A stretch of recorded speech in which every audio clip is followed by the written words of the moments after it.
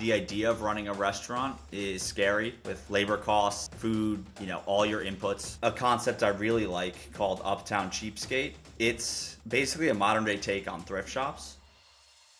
Just try to outcompete in a market that people already want versus doing all of the grunt work of trying to build out an entirely new market.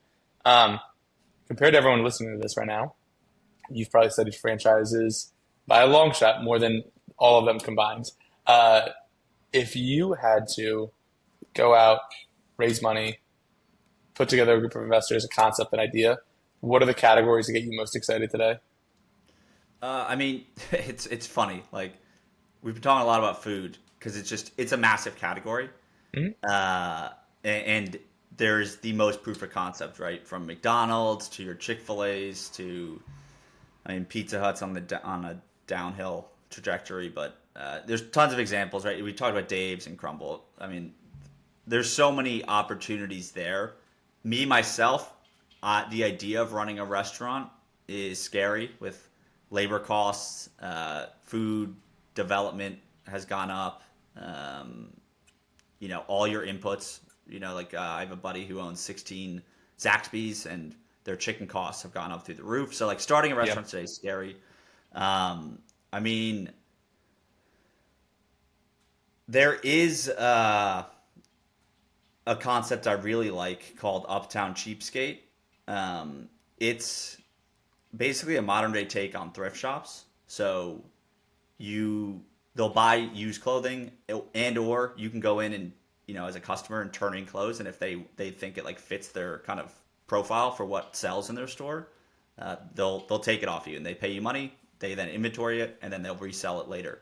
So that's a concept that I'm hot on. It's not a sexy business, right? Because it's called or sorry, like it's a more female focused version of a concept, but it is basically a professionalized thrift shop. But they're doing about 150 or sorry 215 grand in EBITDA per store, and Wow. with their build out, which I think is around 500K. uh, that's it's a like for brick and mortar businesses, right? You don't get like most food franchises are pumping out 10% margins. So if Yeah. you're doing 1.5 million, right, and it's multi-million dollar build outs typically, like you're making Yeah. 150K, so it's not that attractive. But this business has like 150 locations around the country already operating.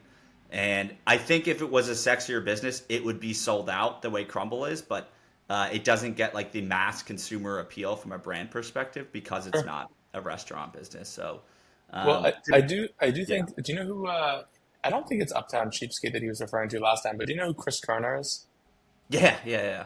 Okay, so Chris was on this podcast last week or the week before, Oh, nice. um, and he was telling me that there's some business, and I don't know if it's this, but I think it's something in that realm where they will get all of their donations in the Northeast, in New England, whatever, and then they have their own trucking system, so they'll bring it all down to Texas, the South, whatever, because people in New England, Northeast, they're the ones who are willing to spend a lot of money on the really nice clothes typically because higher disposable incomes and Yeah. whatever other reasons. And then when they go to thrift them or to give them back or donate them, whatever, they bring them all down to the South and they're able to get a much higher price and also a higher take rate on all of the clothes that they are reselling down in Texas, Oklahoma, Louisiana, whatever. Damn. Yeah. It's Pretty good model. no, it is exactly. I don't think. Just based on kind of me studying franchises all day, every day, that's probably like an independent business. I think it's probably an independent business too. But yeah, similar overlaps, right? Kind of capitalizing on, uh, just used clothing, and there's so much excess clothing that goes to waste actually from like these big box Hmm. retailers. So, yeah, I was really impressed, and like also they have some like again some of these best franchises. You kind of find out they have really solid tech, and like the brand I mentioned, Uptown Cheapskate has. They built this inventorying software. So right in the example of I go in there and hand in like some old shirts that I don't want, and they decide, yeah, like this actually works for us.